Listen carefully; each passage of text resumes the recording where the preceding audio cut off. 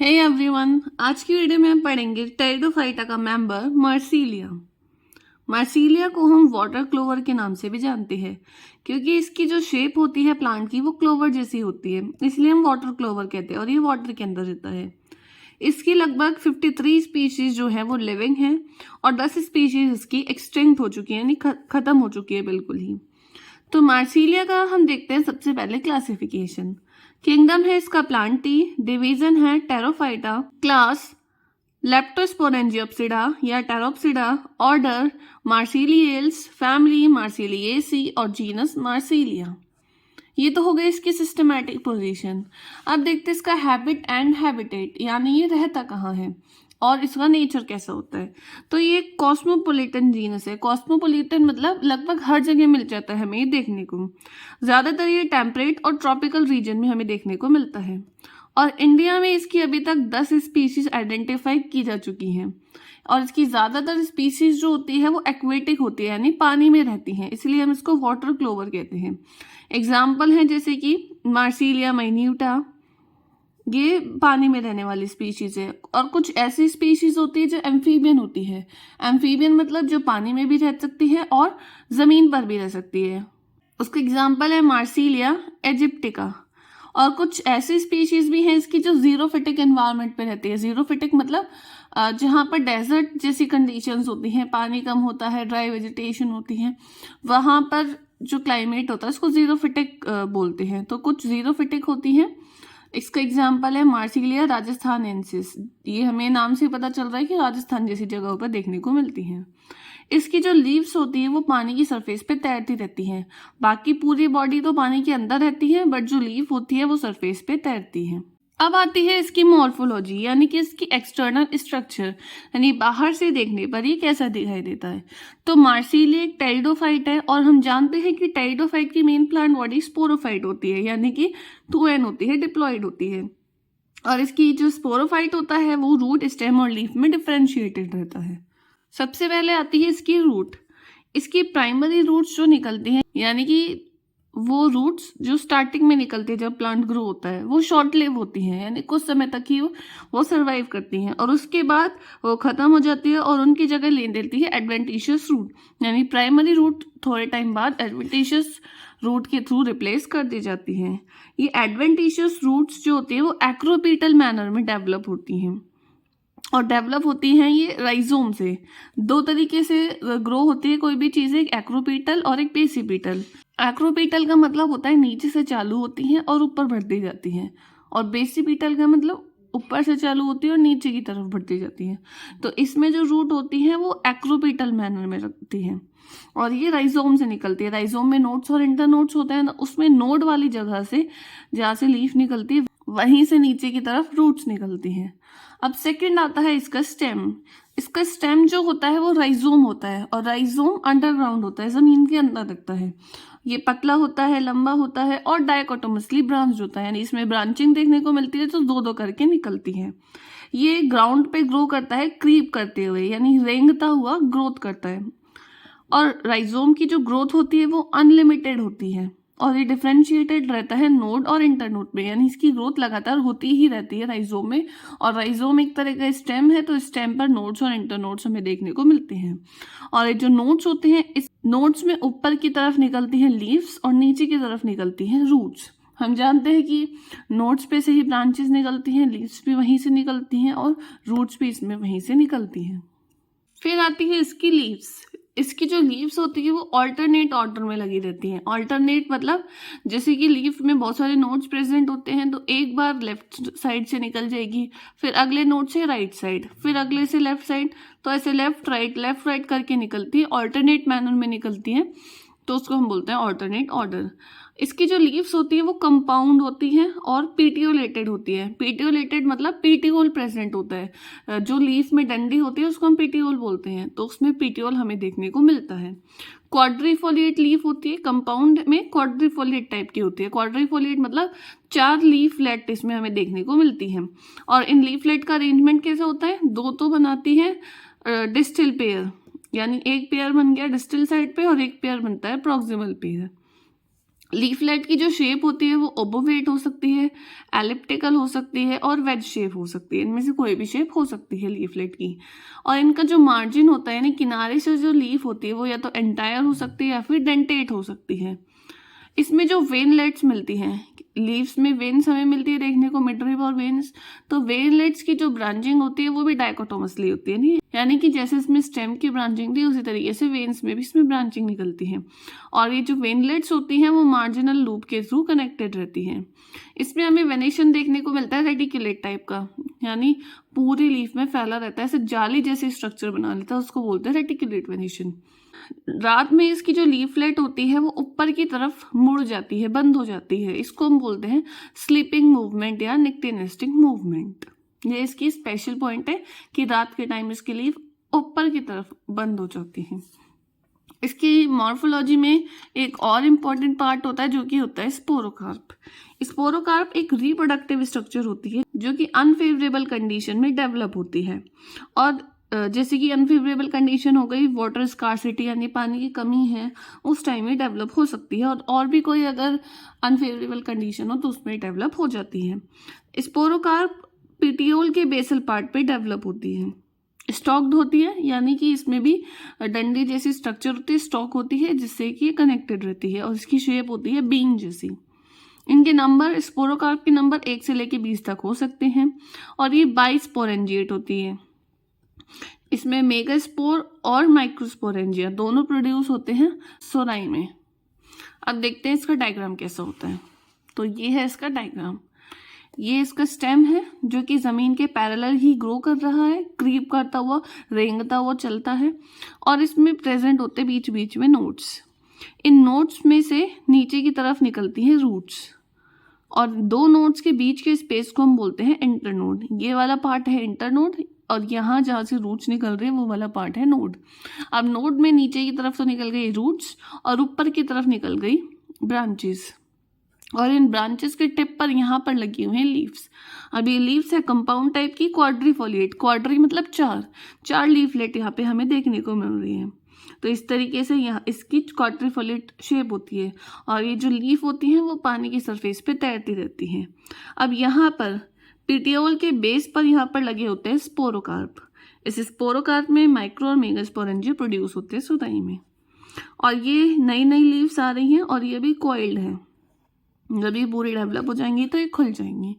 इस तरीके की इसकी मॉर्फोलॉजी हमें देखने को मिलती है। अब आती है इसकी एनाटॉमी। एनाटॉमी मतलब इंटरनल स्ट्रक्चर की स्टडी, यानी जो हम रूट की टीएस एलएससी सब कट करके देखते हैं तो वो उसमें हमें कैसे कैसे टिश्यूज का अरेंजमेंट दिखाई देता है। तो सबसे पहले आती है रूट। रूट में जो ब्रांचिंग होती है वो मोनोपोडियल टाइप की होती है। ये मोनोपोडियल और सिम्पोडियल टाइप की ब्रांचिंग हम नेक्स्ट वीडियोज में पढ़ेंगे। अब रूट की अगर हम टीएस काटे तो हमें बहुत सारे एरिया उसमें दिखाई देते हैं, जिसमें सबसे बाहर की तरफ होता है एपिडर्मिस। किसी भी चीज़ की हम टीएस देखते हैं तो उसमें मेन 3 चीज़ें ही होती हैं, epidermal tissue system, ground tissue system और वेस्कुलर टिश्यू सिस्टम। तो सब में वही होगा, बस थोड़ा थोड़ा डिफरेंस होता है। तो एपिडर्मिस इसमें भी होती है और एपिडर्मिस जनरली सिंगल लेयर की ही बनी होती है, एक ही लेयर होती है और ये सबसे बाहर वाली लेयर होती है। इसमें जो सेल्स होती हैं वो छोटी होती हैं, राउंड होती हैं, गोल शेप की होती हैं और थिक वॉल्ड होती हैं। इनके चारों तरफ जो वॉल प्रेजेंट होती है वो काफ़ी मोटी होती है। फिर एपिडर्मिस से अंदर की तरफ आती है कॉर्टेक्स। ये कॉर्टेक्स जो होता है वो आउटर और इनर कॉर्टेक्स में डिफ्रेंशिएटेड रहता है, यानी इन दोनों में बटा हुआ रहता है। तो ये जो आउटर कॉर्टेक्स होता है वो पैरेन्काइमा का बना होता है और ये एक रेडियल सेप्टा द्वारा सेपरेट रहता है। यूनिसेलुलर टाइप का एक रेडियल सेप्टा होता है, उसके थ्रू ये सेपरेट रहता है, हम डायग्राम में देखेंगे। और इसमें हमें बड़े बड़े एयर चैम्बर्स देखने को मिलते हैं और एयर चैम्बर्स मतलब आउटर कॉर्टेक्स बना रहा है। कुछ सेल्स होती है इसमें जिसमें टेनिन भी फिल होता है, तो कुछ हमें टेनिन कंटेनिंग सेल्स भी देखने को मिलती हैं। फिर आता है इनर कॉर्टेक्स। इनर कॉर्टेक्स जो होता है वो भी पैरेन्काइमा का बना होता है और ये पास डेंसली अरेंज सेल होती है। इसमें तो दूर दूर होती है, इस वजह से एयर चैम्बर बन जाते हैं, बट इसमें पास होती हैं और इसकी सेल्स में स्टार्च भी देखने को मिलता है।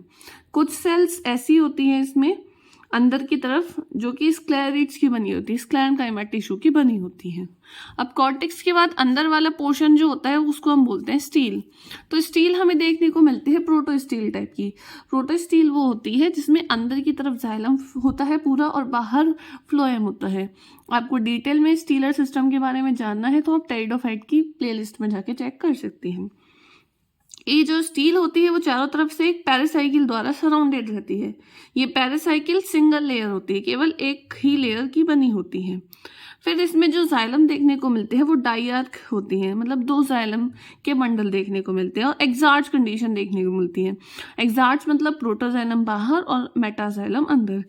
इस एक्सार्च और एंडांच कंडीशन के बारे में भी एक आपको वीडियो मिल जाएगी अलग से, वहां जाकर देख सकते हैं। और इसमें जाइलम में केवल ट्रैकिड्स प्रेजेंट होती हैं, क्योंकि हम जानते हैं कि टेरिडोफाइट में जाइलम में मेन कंडक्टिंग एलिमेंट ट्रैकिड्स ही होता है, तो यहाँ पे हमें ट्रैकिड्स ही देखने को मिलती है, वेसल्स नहीं मिलती हैं।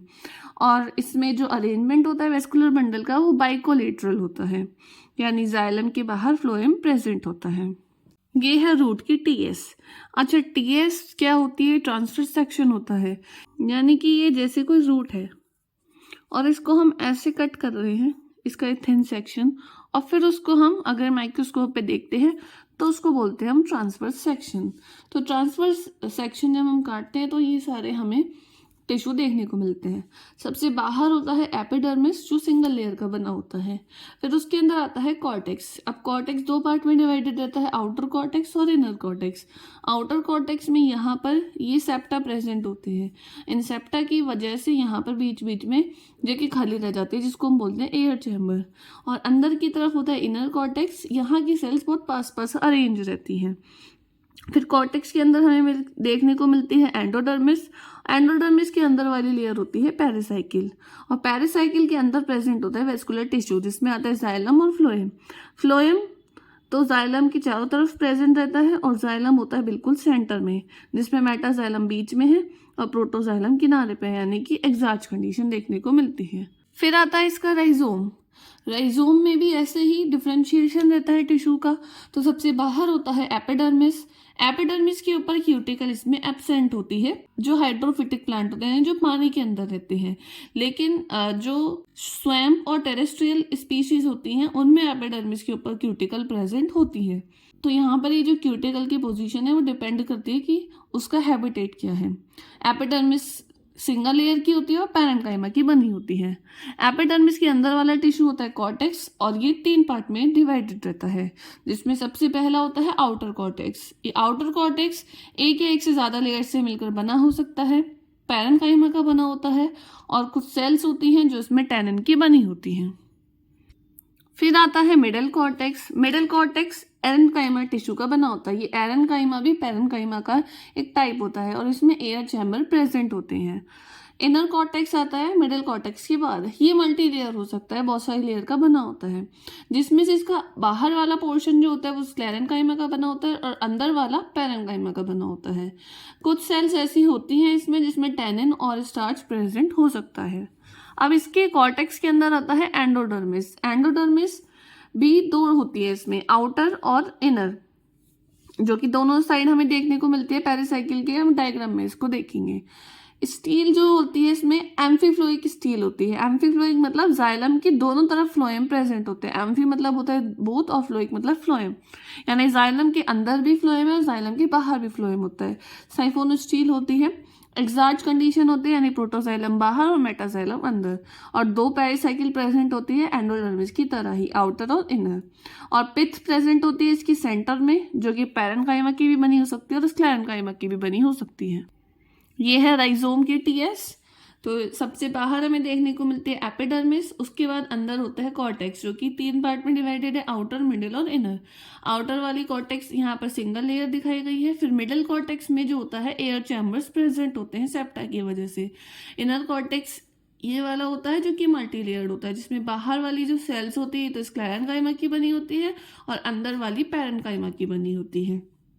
अब इसमें कॉर्टेक्स की बात आती है एपिडर्मिस। तो ये तो है आउटर एपिडर्मिस। आउटर एपिडर्मिस के अंदर होती है आउटर पेरिसाइकिल।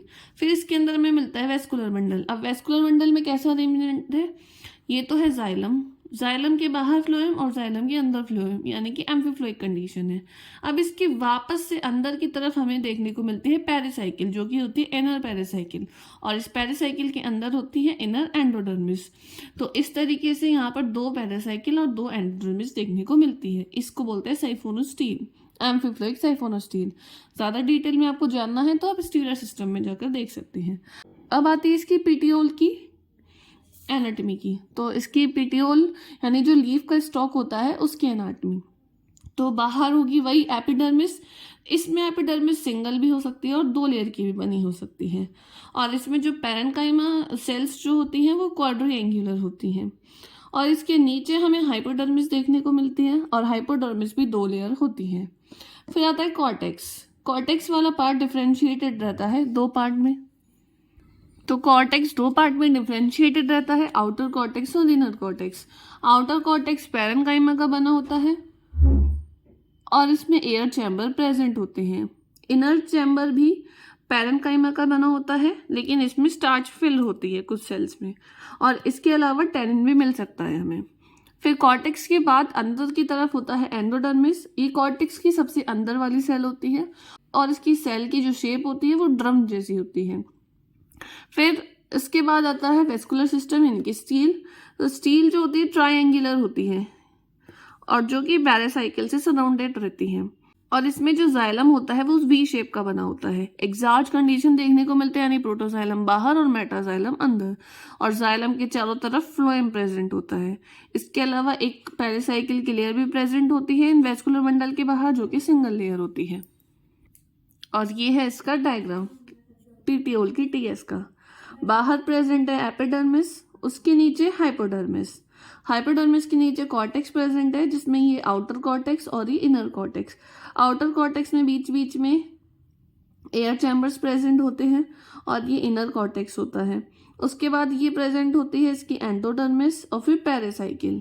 अब पेरिसाइकिल के अंदर प्रेजेंट होता है फ्लोएम, जो कि जाइलम के चारों तरफ होता है, और जाइलम इसमें हमें इस वी शेप का देखने को मिल रहा है। और एग्जार्ज कंडीशन है, यानी बीच में ये मेटाजाइलम है और किनारे पे प्रोटोजाइलम है, और इसकी शेप हमें ट्रायंगुलर यहाँ पे देखने को मिलती है। ये तो हो गया पिटियोल का। अब आता है लीफलेट का। तो लीफलेट में भी इसी तरीके से होता है डिफ्रेंसिएशन। बाहर होगी एपिडर्मिस। अब लीफ में 2 एपिडर्मिस मिलती है, अपर एपिडर्मिस और लोअर एपिडर्मिस, और ये दोनों ही सिंगल लेयर होती है। पैरेन्काइमा की बनी होती है और स्टोमेटा प्रेजेंट होते हैं। एपिडर्मिस के ऊपर क्यूटिकल की लेयर भी मिलती है। उसके बाद वाला आता है मीजोफिल। आउटर और इनर एपिडर्मिस के बीच में जो टिश्यू होता है उसको बोलते हैं मीजोफिल। मीजोफिल भी 2 पार्ट में बटा रहता है, एक पेलिसेड टिश्यू और एक स्पॉन्जी पैरेन्काइमा। और स्पॉन्जी पैरेन्काइमा में हम एयर चैम्बर भी देखने को मिलते हैं। फिर आता है वेस्कुलर बंडल। वेस्कुलर बंडल होता है कंसेंट्रिक, और ये चारों तरफ से एक पेरिसाइकिल के थ्रू कवर्ड रहता है। एक एंडोडर्मिस भी प्रेजेंट होती है पेरिसाइकिल के बाहर की तरफ। ये है लीफलेट की टीएस। यहाँ हमें 2 एपिडर्मिस देखने को मिलती है, आउटर एपिडर्मिस और इनर एपिडर्मिस, और इन दोनों के ऊपर ही क्यूटिकल की लेयर यहाँ पर देखने को मिलती है। और यहाँ पर जो स्टोमेटा है वो लोअर एपिडर्मिस पर देखने को मिलते हैं। ये यहाँ पे स्टोमेटा प्रेजेंट है, बट अपर एपिडर्मिस पे स्टोमेटा नहीं है। अब इन दोनों के बीच में जो टिश्यू होता है इसको बोलते हैं मेसोफिल टिश्यू, जो कि बटा होता है पेरिसेड और स्पॉन्जी टिश्यू में। पेलिसेड वाली जो मेसोफिल होती है वो अपर एपिडर्मिस के नीचे होती हैं, और इसकी सेल्स जो होती हैं वो लंबी लंबी होती हैं। इन सेल्स के अंदर क्लोरोफिल प्रेजेंट होता है, जो कि फोटोसिंथेसिस में हेल्प करती है। और पेलिसेड के नीचे स्पॉन्जी मेसोफिल प्रेजेंट होता है। इसकी सेल्स गोल गोल होती हैं, और इसमें एयर चैम्बर्स प्रेजेंट होते हैं। इसकी सेल्स में भी क्लोरोफिल रहता है, यानी मेसोफिल टिश्यू का काम है फोटोसिंथेसिस करना। और बीच में यहाँ पर होता है वेस्कुलर टिश्यू, जिसमें ये सराउंडेड रहता है एंडोडर्मिस से और एक पेरिसाइकिल से। उसके बाद बीच में होता है सेंटर में जाइलम, और जाइलम के चारों तरफ होता है फ्लोएम। इस तरीके से इनमें टिश्यू का डिफरेंशिएशन रहता है। इसमें पूरा हमने मॉर्फोलॉजी और एनाटॉमी देख ली। नेक्स्ट वीडियो में हम इसका रिप्रोडक्शन देखेंगे। इस वीडियो में आपको कहीं भी डाउट हो तो कमेंट करके पूछ सकते हैं। ऐसी ही और वीडियोस देखने के लिए द डीके बॉटनी को लाइक शेयर सब्सक्राइब करें। Thanks for watching.